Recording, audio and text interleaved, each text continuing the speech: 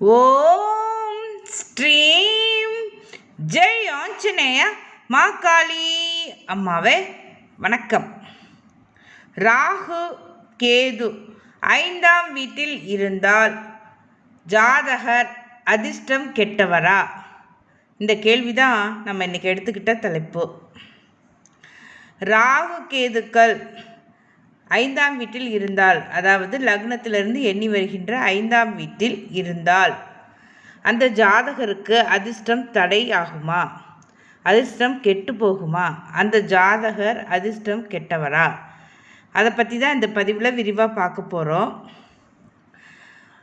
ராகு கேதுக்கள் 5ஆம் வீட்டில் இருந்தால் முன்ஜென்ம சாபம், குலதெய்வ சாபம், முன்னோர்கள் சாபம் அப்படின்னு சொல்லுவாங்க. ராகு கேதுக்கள் 5ஆம் வீட்டில் இருந்தால் அது 1, 5, 9 தொடர்பு கொள்ளும். லக்னம் அதிர்ஷ்டஸ்தானம், அதாவது பாக்கியஸ்தானம் 9ஆம் இடம் 5ஆம் இடத்தை தொடர்பு கொள்ளும். அதனால் ஜாதகம் முற்றிலும் செயலிழந்து போகும், வேலை செய்யாது, நிறைய தடங்கல்கள் தடைகள் இதெல்லாம் சந்திக்க நேரிடும். ஜாதகருக்கு பொதுவாக எந்த அதிர்ஷ்டமும் வேலை செய்யாது அப்படின்னு சொல்லுவாங்க. சரி, அது எந்த அளவுக்கு நடைமுறையில் ஒத்து வருது அப்படிங்கிறத பற்றி இந்த பதிவில் நம்ம பார்க்கலாம். ராகு 5ஆம் வீட்டில் இருந்தால் ஜாதகர் முட்டாள். ராகுவோ கேதுவோ 5ஆம் வீட்டில் இருந்தால் ஜாதகர் முட்டாள்தனமாக தான் இருப்பார் அப்படின்னு சொல்லுவாங்க.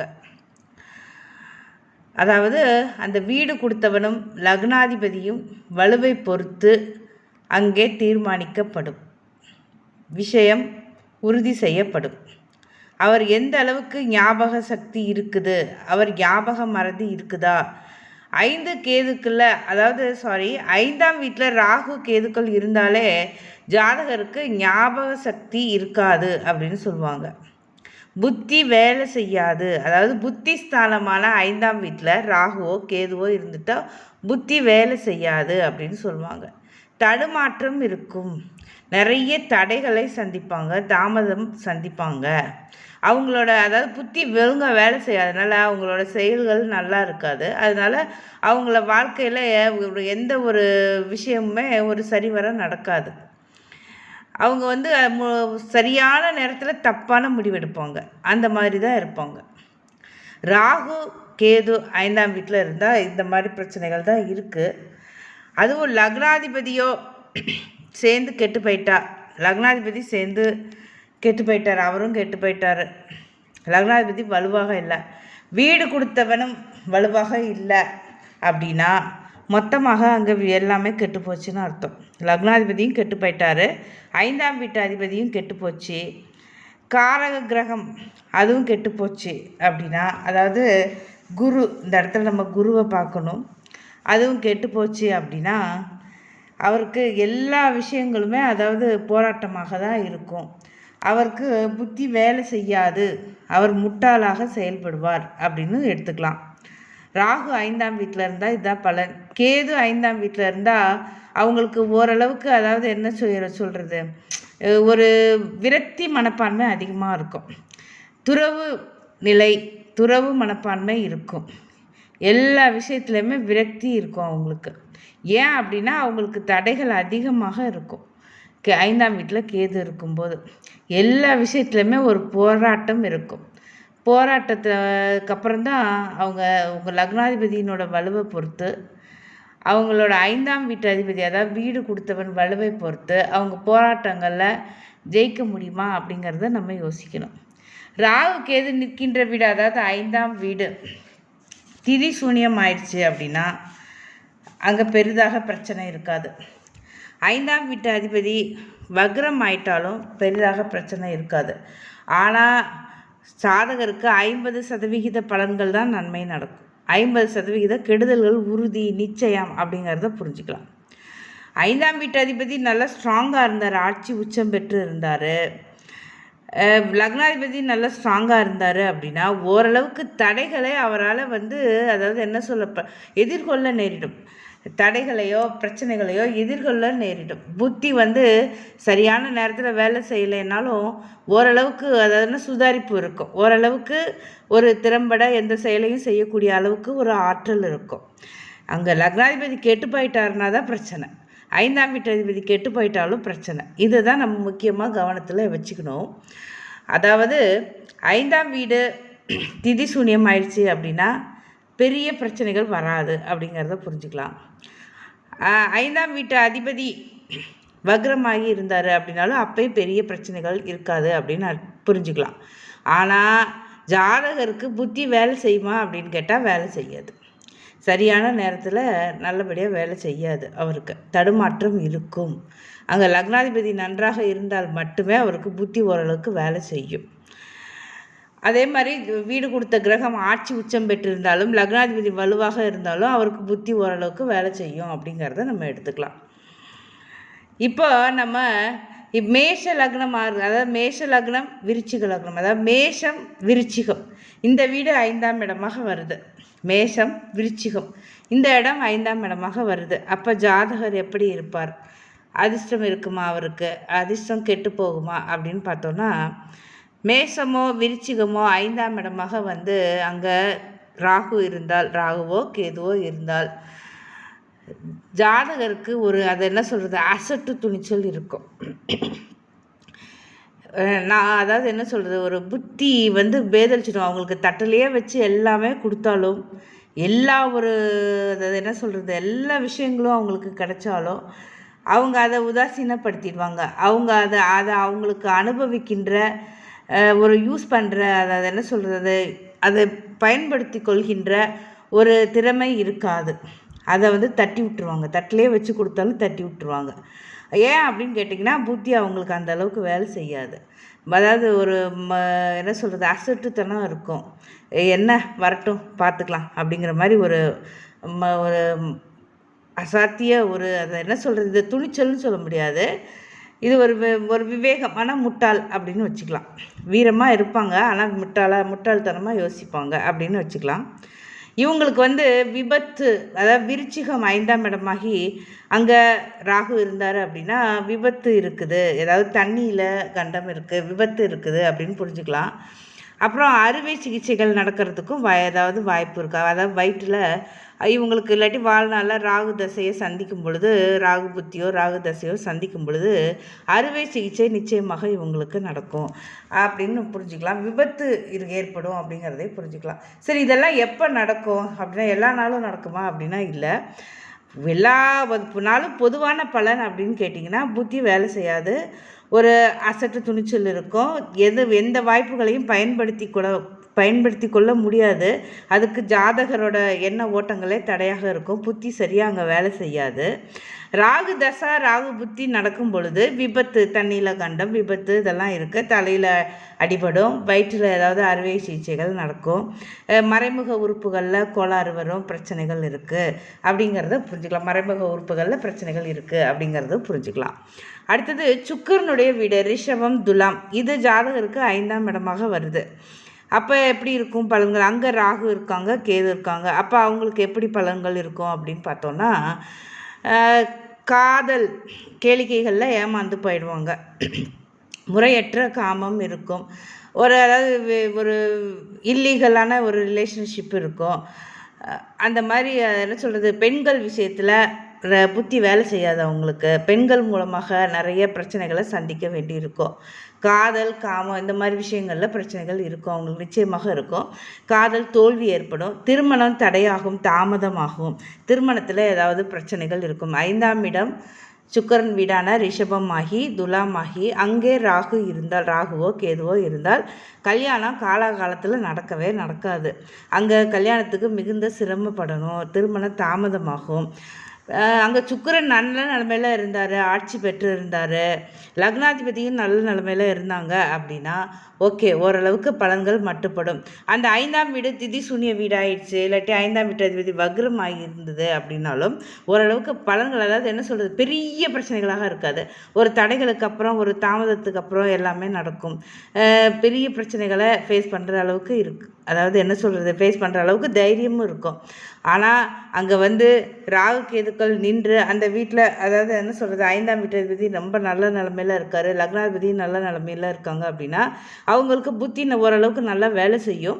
அதனால் அவங்க பெரிதாக பிரச்சனைகளில் மாட்டிக்க முடியாது. ஆனால் லக்னாதிபதி வலுவாக இல்லை, சுக்கிரனும் அங்கே நல்லா இல்லை, அதாவது வீடு கொடுத்த அதிபதி சுக்கிரனும் நல்லா இல்லை அப்படின்னா நிச்சயமாக ஜாதகருக்கு பெரிய பிரச்சனைகள் இருக்குது. அதுவும் எப்படி, பெண்கள் விஷயத்தில், இந்த திருமண விஷயங்களில், விவகாரங்களில் பிரச்சனைகள் இருக்குது அப்படிங்கிறத புரிஞ்சுக்கலாம். 5ஆம் இடமாகி பெண் குழந்தைகள், அவங்க விஷயத்தில், அது பெண் குழந்தைகள் பிறப்பாங்க, அவங்க விஷயத்துலையும் ஏதாவது என்ன சொல்கிறது, அதனால் வாழ்க்கையில் பெண் குழந்தைகளால் பிரச்சனைகள் இருக்குது. அவப்பெயர், அவமானம், அசிங்கம் இதெல்லாம் ஏற்படுவதற்கு வாய்ப்புகள் இருக்குது. நம்ம அதை என்ன சொல்கிறது, நம்ம உடன் பிறந்தவங்க அவங்க வகையிலையும் ஏதாவது ஒரு அவமானம், அசிங்கம் அதெல்லாம் தேடி தர்றதுக்கு வாய்ப்புகள் இருக்குது. அதாவது முக்கியமாக பெண்கள் விஷயத்துலன்னு வச்சுக்கலாம். இந்த இடத்துல அது தாயாராக இருந்தாலும் சரி, அக்கா தங்கைகளாக இருந்தாலும் சரி, இல்லை நமக்கு பிறக்கக்கூடிய பெண் குழந்தைகளால் இருந்தாலும் சரி, அவங்களுக்கும் பிரச்சனைகள், அவங்களால நமக்கு பிரச்சனைகள் இருக்குது அப்படிங்கிறத புரிஞ்சுக்கலாம். 5ஆம் வீடு சுக்கிரன் வீடாகி அங்கே ராகுவோ கேதுவோ இருந்தால், அங்கே சுக்கிரன் ஆட்சி பெற்று இருந்தார், லக்னாதிபதி நல்ல நிலமையில இருந்தாங்க அப்படின்னா தான் பெரிய பிரச்சனைகள் இல்லை. அப்படியே வந்தாலும் நம்மளால் அதை ஃபேஸ் பண்ண முடியும் அப்படிங்கிறத புரிஞ்சுக்கலாம். அடுத்தது புதனுடைய வீடு மிதுனம் கன்னி, அது 5ஆம் வீடாகி அங்கே ராகுவோ கேதுவோ இருந்தால் என்ன மாதிரி பலன்கள் நடக்கும், ஜாதகருக்கு அதிர்ஷ்ட வாய்ப்புகள் எப்படி இருக்கும் அப்படின்னு பார்த்தோம் அப்படின்னா, மேஷம் ரிஷபம், இந்த இடத்துல நான் சொன்ன மாதிரி மேஷம் ரிஷபம் கடகம் கன்னி மகரம், அந்த மாதிரி வீடுகளில் ராகுவோ கேதுவோ இருந்தால் நல்ல வீடு, நல்ல இடம், அதனால் ஒன்றும் பெருசாக பிரச்சனை இருக்காது அப்படின்னு சொல்லுவாங்க. ஆனால் அது தவறு. ஆதிபத்தியம் அதுதான் இங்கே முக்கியமாக பேசும். ஆதிபத்தியம் காரக கிரகம், அங்கே குரு நல்லா இருக்காரா அப்படிங்கிறத பார்க்கணும். குரு அந்த வீட்டு அதிபதியவோ அந்த வீட்டையோ எந்த அளவுக்கு அவர் சுபத்துவப்படுத்துகிறாரு, எந்த அளவுக்கு அந்த வீட்டில் பார்வை இருக்குது, ராகு கேதுக்கள் மேலே குருவினுடைய பார்வை இருக்கோ அதை பொறுத்து தான் அங்கே பலன்கள், ஓரளவுக்கு நல்ல பலன்கள் நடக்கும், ஓரளவுக்கு ஜாதகருக்கு அதிர்ஷ்ட வாய்ப்புகள் கிடைக்கும் அப்படின்னு நம்ம சொல்லலாம். இல்லை அப்படின்னா அது ராகு கேதுக்கு உகந்த வீடாகவே இருந்தாலும் சரி, அது 5ஆம் வீடாக இருந்து அங்கே 5ஆம் வீட்டு அதிபதி நல்லா நிலமையில இல்லை, லக்னாதிபதியும் நல்லா இல்லை அப்படின்னா நிச்சயமாக பிரச்சனைகள் இருக்குது, அதிர்ஷ்டம் குறையும், அதிர்ஷ்டம் கெட்டு போகும் அப்படிங்கிறத புரிஞ்சுக்கலாம். அடுத்தது நம்ம இப்போ மிதுனம் கன்னி, அது 5ஆம் வீடாகி ஜாதகருக்கு அங்கே ராகு கேதுக்கள் இருந்தால் என்ன மாதிரி பலன்கள் கொடுப்பாங்க, அதிர்ஷ்டம் கொடுப்பாங்களா அப்படின்னு பார்த்தோன்னா அதிர்ஷ்டம் கிடைக்கும். எப்படி கிடைக்கும், குருட்டு அதிர்ஷ்டம், திடீர் பணவரவு இதெல்லாம் கிடைக்கும். அதை என்ன சொல்கிறது, ஒரு லாட்டரி, அடுத்தவருடைய பணம் ஏமாற்றுவது, அதாவது ஒரு கபட புத்தி வேலை செய்யும், இல்லீகல் கான்டாக்ட்ஸ் நிறைய உண்டாகும், இல்லீகலாக எப்படி சம்பாதிக்கணும், சட்டத்துக்கு புறம்பான வழிகளில் சம்பாதிக்கிறது, பணம் சம்பாதிக்கிறது, இந்த மாதிரி மூலமாக திடீர் அதிர்ஷ்டம் வாய்ப்புகள் எல்லாம் வரும். சரி, இதெல்லாம் நிலைக்குமா அப்படின்னு கேட்டால் அது 5ஆம் இடமாகி அங்கே ராகு கேதுக்கள் இருக்கும் பொழுது புதையல் அதிர்ஷ்டம் கூட இருக்கும், சில பேருக்கு புதையல் கூட கிடைக்கும். ஆனால் பார்த்திங்கன்னா அது நிலைக்குமா அப்படின்னா நிலைக்காது. ஏன் அப்படின்னா இங்கே முன்னோர்கள் சாபம் இருக்குல்ல, 5ஆம் இடம் இல்லையா, அதனால் முன்னோர்கள் சாபம் இருக்குது இல்லையா, அது புதனுடைய வீடாக இருக்கிறதுனால இவங்களுக்கு இந்த மாதிரி குறுக்கு புத்தி மூலமாக ஒரு எதிர்பாராத பணவரவு, அதாவது என்ன சொல்கிறது, ஒரு வேண்டாத நட்பு, கூடா நட்பு, அந்த மாதிரி தேவையில்லாத ஒரு மோசமான ஃப்ரெண்ட்ஷிப்பு அதெல்லாம் உண்டாகும். அதன் மூலமாக இவங்களுக்கு நிறையா பணம் பொருள் செல்வம் எல்லாம் சேரும். சரி, அதெல்லாம் நிலைக்குமா அப்படின்னா நிலைக்காது. ஏன் அப்படின்னா அது கர்மா, அதுதான் அங்கே வேலை செய்யும். 5ஆம் வீட்டில் ராகு கேதுகள் இருக்கும்போது அவங்களுக்கு எவ்வளவு பணம் பொருளாதார விஷயத்தில் முன்னேற்றம் வந்தாலும் இருந்த இடம் தெரியாமல் அழிஞ்சிடும், போயிடும். சரி, அது எந்த அளவுக்கு, ஓரளவுக்கு லக்னாதிபதி நன்றாக இருக்கார், வீடு கொடுத்த புதனும் நன்றாக இருக்கார். அவர் அங்கே கன்னி வீட்டில் உச்சமாக இருப்பார், புதன் அங்கே மிதுனத்தில் ஆட்சியாக இருப்பார். அப்போ வந்து புதன் மிதுனத்தில் ஆட்சியாக இருந்தால் ஓகே, ஓரளவுக்கு சமாளிக்கலாம். கன்னியில் அங்கே புதன் உச்சம் பெறும் பொழுது அதை என்ன சொல்கிறது, புத்தி, குறுக்கு புத்தி அதிகமாக வேலை செய்யும். உடல் உழைப்பே இல்லாமல் நம்ம எப்படி இந்த இடத்துல இங்கே புதன் நீசமாக இருந்தால் கூட பரவாயில்ல, உச்சமாக இருக்கும் பொழுது குறுக்கு புத்தி தான் அதிகமாக வேலை செய்யும். அதனால கெட்ட செயல்களில் அதிகமாக ஈடுபடுவாங்க. ஜாதகர் வந்து அதை கெட்டவன் பேர் வாங்குறத விட முட்டாள்னு பேர் வாங்கிட்டு போயிடலாம். புதன் நீசமாக இருந்தால் ஓரளவுக்கு முட்டாள்தனமாக இருப்பாங்க. அங்கே 5ஆம் இடங்கிறதுனால 5ஆம் வீட்டில் ராகு கேது இருக்கிறதுனால புத்தி வேலை செய்யாது, ஞாபகம் மறதி இருக்கும், முட்டாள்தனமான செயல்களை செய்வாங்க, அவ்வளவுதான். ஆனால் அங்கே புதன் உச்சமாக இருந்தார் அப்படின்னா, ஆட்சியாக இருந்தால் கூட பரவாயில்ல, மிதுன வீட்டில் கன்னி வீட்டில் புதன் உச்சமாக இருக்கும் பொழுது ராகு அங்கே இருக்கும், ராகுவோ கேதுவோ அங்கே இருந்தாங்க அப்படின்னா அவருக்கு வந்து குறுக்கு புத்தி அதிகமாக வேலை செய்யும், சோம்பேறியாக இருப்பார். அதனால இது நிறைய கெட்ட நடவடிக்கைகளில் ஈடுபடுவார். மோசமான ஃப்ரெண்ட்ஷிப்பு, கூட நட்பு, வேண்டாத சகவாசம் எல்லாமே இருக்கும். என்னென்ன அதாவது என்ன சொல்கிறது, இல்லீகல் விஷயங்கள் இருக்கோ அதில் எல்லாம் மனம் நாட்டமடையும். பிறர் மனை தொடர்புக்கோ, அதாவது பிறர் மனை தொடர்பு பெண்கள் விஷயத்தில் ஏற்படும், உண்டாகும். அதனாலேயும் கெட்ட பெயர், அவமானம் இதெல்லாம் இருக்கும். அதிர்ஷ்டங்கள், திடீர் அதிர்ஷ்டம் வந்தாலும் அது நிலைக்காது. அது ஜாதகத்தினுடைய 5ஆம் வீட்டதிபதியான புதனுடைய அதாவது என்ன சொல்கிறது, புதனுடைய அங்கே நிலைமையை விட லக்னாதிபதி நல்ல நிலைமையில் இருந்தார். இப்போ கன்னி 5ஆம் வீடாக வருதுன்னா ரிஷப லக்னம், அங்கே சுக்கிரன் நல்லா இருந்தார். மிதுனம் 5ஆம் வீடாக வருதுன்னா கும்பம், அங்கே சனி அவர் நல்லா வலுவாக இருந்தார், ஸ்ட்ராங்காக இருந்தார். ஏதாவது குருவினுடைய பார்வை இருந்தது, 5ஆம் வீட்டிற்கு குருவினுடைய பார்வை இருந்தது, சுக்கிரனுடைய சேர்க்கை தொடர்பு இந்த மாதிரி இருந்தது அப்படின்னா அவங்களுக்கு ஓரளவுக்கு இதிலிருந்து தப்பிக்கிறதுக்கு வாய்ப்பு இருக்குது. ஓரளவுக்கு இந்த மாதிரி கெடு பலன்கள் குறைவாக இருந்து நல்ல பலன்கள் அதிகமாக நடக்கும்.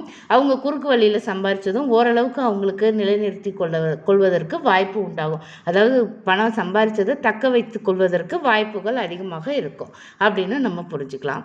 அடுத்தது குருவினுடைய வீடு. குருவினுடைய வீடு 5ஆம் வீடாக இருந்தது. அதாவது ராகு கேதுக்கள் அங்கே இருந்தாங்க, தனுசுலேயோ மீனத்துலேயோ ராகு கேதுக்கள் இருந்தாங்க அப்படின்னா அவங்களுக்கு, அந்த ஜாதகருக்கு அதிர்ஷ்டம் கிடைக்குமா அப்படின்னா, குரு அங்கே நல்ல நிலமையில இருந்தார், குரு உடன் இருந்தார், குரு கூட இருந்து வக்ரம் பெற்றிருக்கார், ராகு கேதுக்களோட இருந்து வக்ரம் பெற்றிருக்காரு, அவர் உச்சமாகி இருக்காரு அப்படின்னா ஓகே, ஓரளவுக்கு அதிர்ஷ்டம் உண்டாகும்.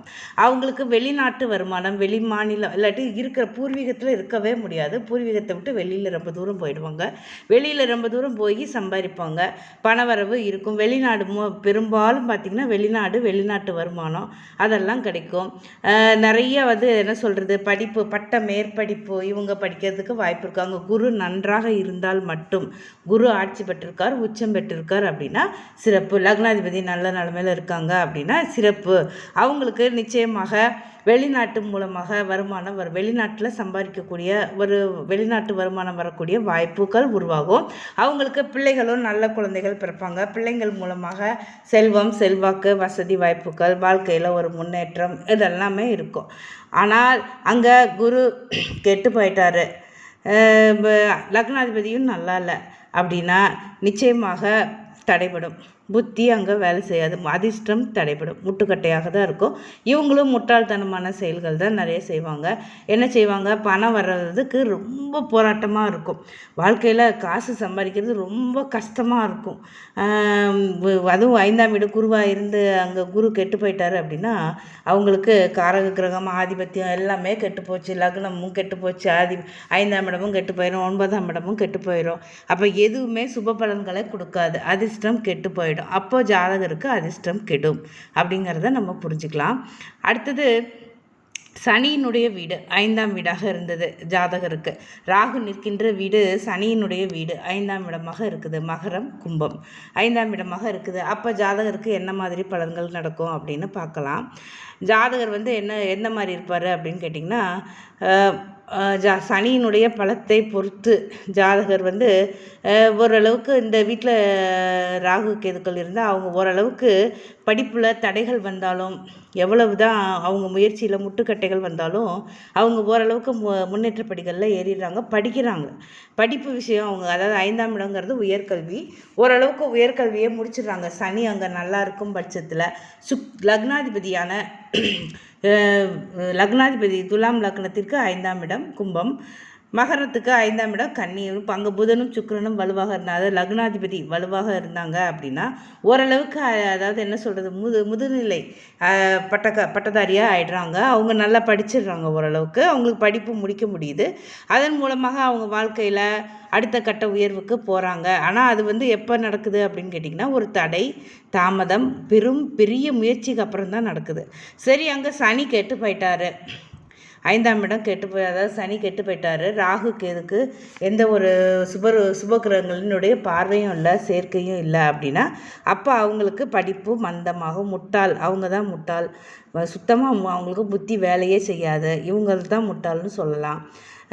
தக்க சமயத்தில் இவங்களுக்கு அறிவு வேலையே செய்யாது, முட்டாள்தனமான செயல்களை அதிகமாக செய்வாங்க. அதிர்ஷ்டம் வேலையை செய்யாது, அதிர்ஷ்ட கட்டையாக தான் இருப்பாங்க.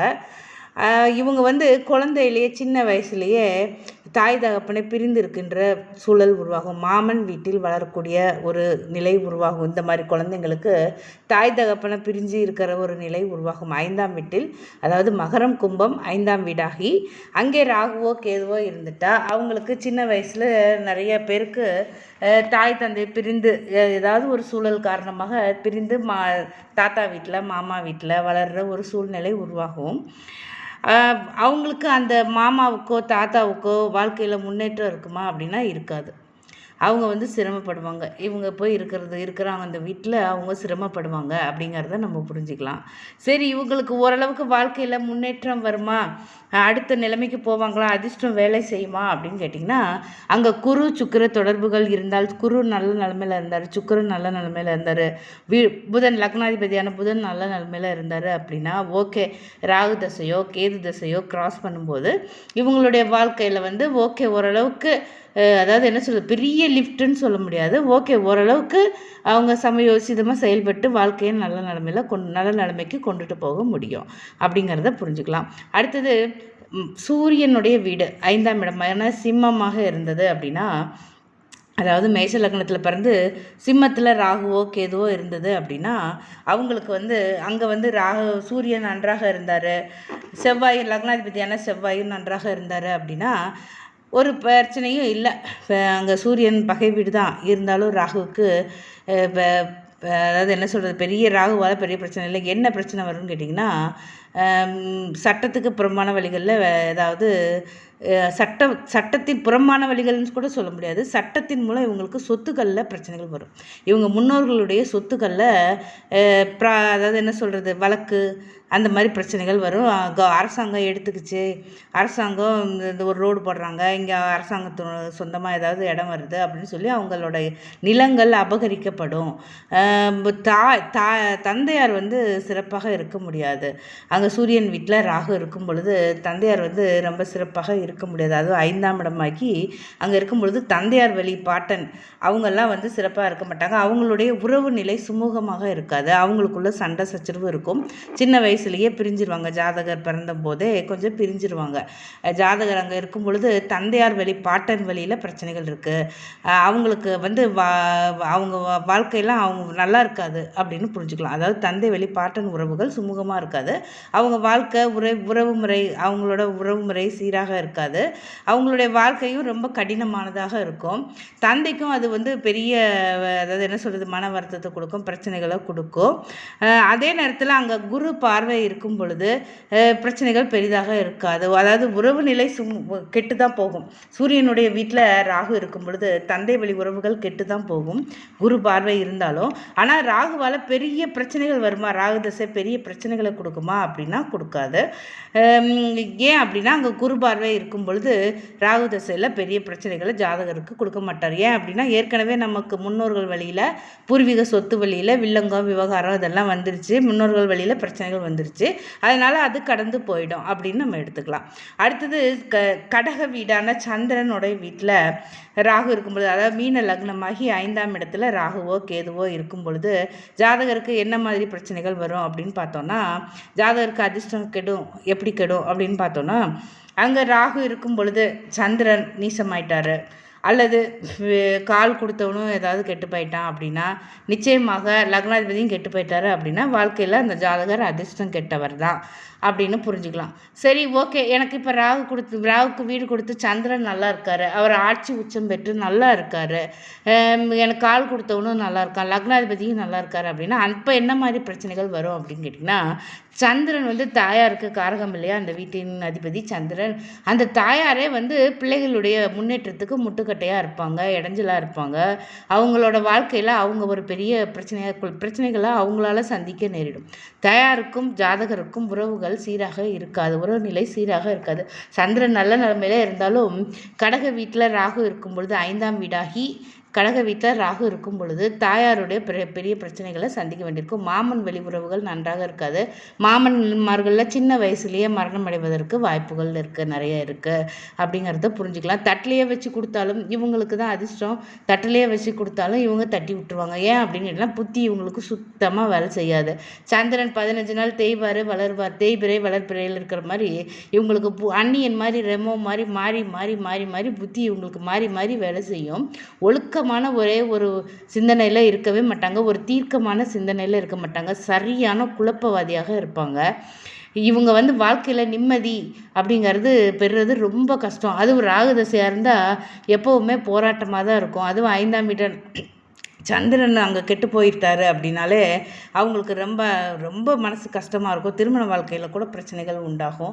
அவங்களுக்கு குழப்பமான ஒரு மனநிலையிலே இருப்பாங்க, எப்போவுமே குழப்பவாதியாகவே இருப்பாங்க. 5ஆம் வீடு கடக வீடாகி அங்கே ராகு இருந்து அங்கே குருவினுடைய பார்வை இருந்தது. குரு நல்ல நிலைமையில் இருந்தார். சந்திரனும் ஓகே ஓரளவுக்கு நல்ல நிலைமையில் இருந்தார் அப்படின்னா பிரச்சனைகள் பெரிதாக வந்தாலும் சமாளிக்கலாம். ஆனால் அதிர்ஷ்ட வாய்ப்புகள் தடைபடும், அது உறுதி அப்படின்னு புரிஞ்சுக்கலாம்.